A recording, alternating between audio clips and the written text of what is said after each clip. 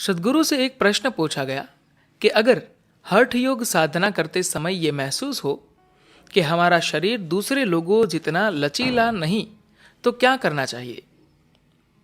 सद्गुरु हठ योग साधना करने के सही तरीके के बारे में समझा रहे हैं। प्रश्न।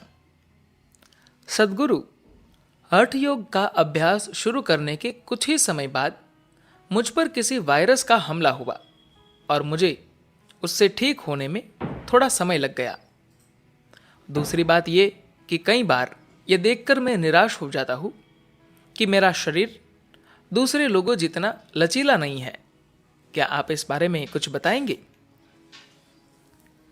सद्गुरु कहते हैं, जो लोग हठ योग करना शुरू करते हैं उन्हें कुछ सप्ताह तक बहुत अच्छा महसूस होता है। उसके बाद हो सकता है उन्हें कुछ बीमारी का अनुभव हो, कोई छोटी मोटी दुर्घटना या भावनात्मक उतार चढ़ाव भी हो सकते हैं। ये वो समय है जब आपको अभ्यास जारी रखना चाहिए। जब आप साधारण कसरत भी शुरू करते हैं तो अगले दिन आपका पूरा शरीर दुखता है। अगर उस समय आप कसरत करना छोड़ दें तो आप कभी आगे नहीं बढ़ पाएंगे। अगर आप उसी दर्द में कसरत करना जारी रखेंगे तो कुछ समय बाद आप अधिक मजबूत हो जाएंगे। इसी तरह जब आप योग करना शुरू करते हैं तो कई कार्मिक प्रक्रियाएं होती है।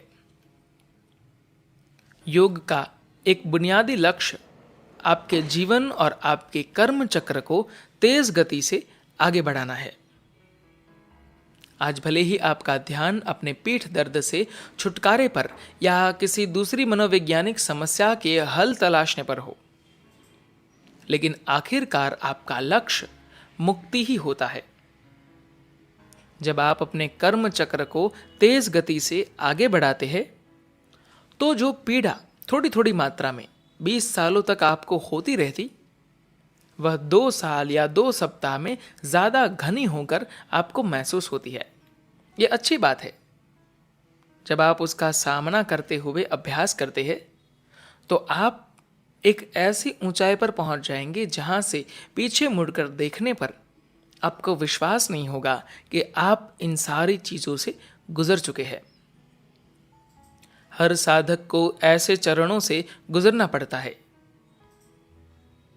एक बार जब आप अपनी ऊर्जा को इस रास्ते पर लगा देते हैं तो यह बहुत महत्वपूर्ण है कि आपका मन, शरीर और भावनाएं भी सहयोग करें और खुद को उसी दिशा में लगाए।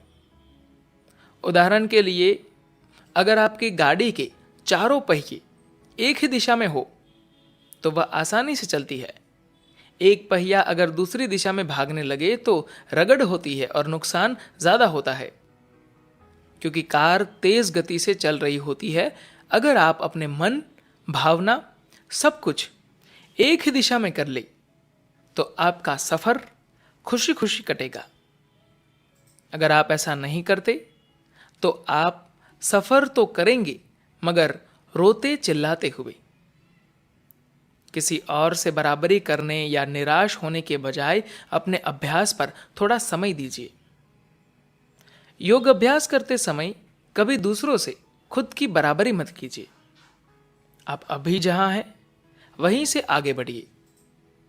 जो दूसरे लोग कर रहे हैं वह करने की कोशिश मत कीजिए।